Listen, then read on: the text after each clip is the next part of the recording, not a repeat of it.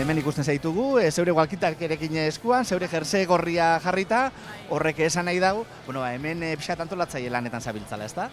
Hori da, pizkate lantaldearen ardura edo ikusteko zelan doazen eta beraiekin kontaktuan egoteko beti walkiarekin. Bai. Lantalda aipatu duzu zenbat jende ari da era batera edo bestera, azoka aurrera eramateko lanean antolakuntzaldetik behintzat.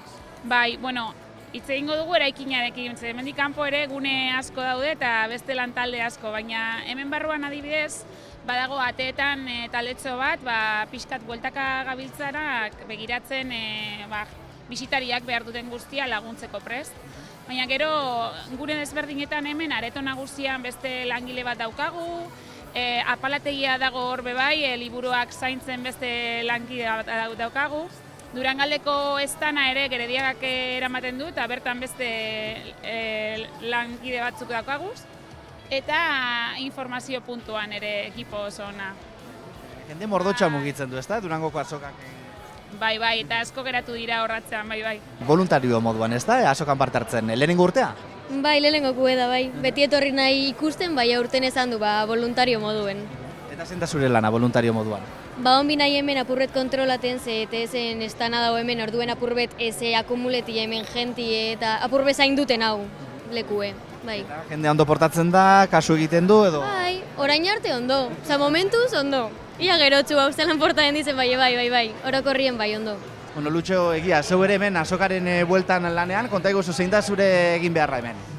Nabil hemen ahotzeneako aurkezpen musikatuetan, asteazkenean sartu nintzen eta 4 egun sartuta. Aurkezten ari naiz diskoak, kontzertuak.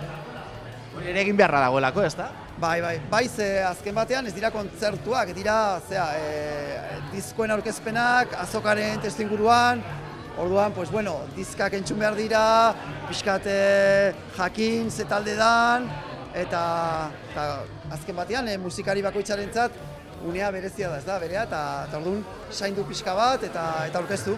Zela doia aurtengo azoka? Jende pilo bat. Nabaritzen daia turnoak kendu diela, pasan urtien txanda hartu barzan, jende asko geratu zan sarrera barik, eta aurten nabaritzen da lanok etorri diela, Euskal Herriko leku askotatik, eta bai, jendetza. Eta zuk igarri duzu hori zeure lanian, jende gehiago etortzen da galdezka? Bai, pilo bat, bai, eta gainera nabaritzen da bai erosteko gogoa. Jendeak galdetzen du aurten Mikel Laboaren komiki asko saldu da, gure poltsak bebai asko saldu die, eta kontzertuengatik bebai asko galdetzen dabe. Atxeden gurnera datorrenak zerbait gura badau, zuzeu, ezta, zerbitzeko? Bai, alan moduen egiten dugu biharra, bai. Baita hemendik, musikari, idazle, kulturgile pila bat pasatzen direla, ezta horiek guztiak zure kafea edaten dutela, nola baita esateko? Bai, momentuz pozoirik ez dut, eta eta esatzen dozu zenien, bor baten nervioso patetan zara, baina ondo, gustora egiten dugu. Ondo portatzen dira? Bai, danak, majue di, simpatikoe. Zela bizi da soka barrutik? Nahiko, egun politiek izaten dira, intensuek, unkigarrizek, hainbeste euskaldun, euskal kulturgile, kultursale batzie edarra da, eta nik posik pastean du, ez bai.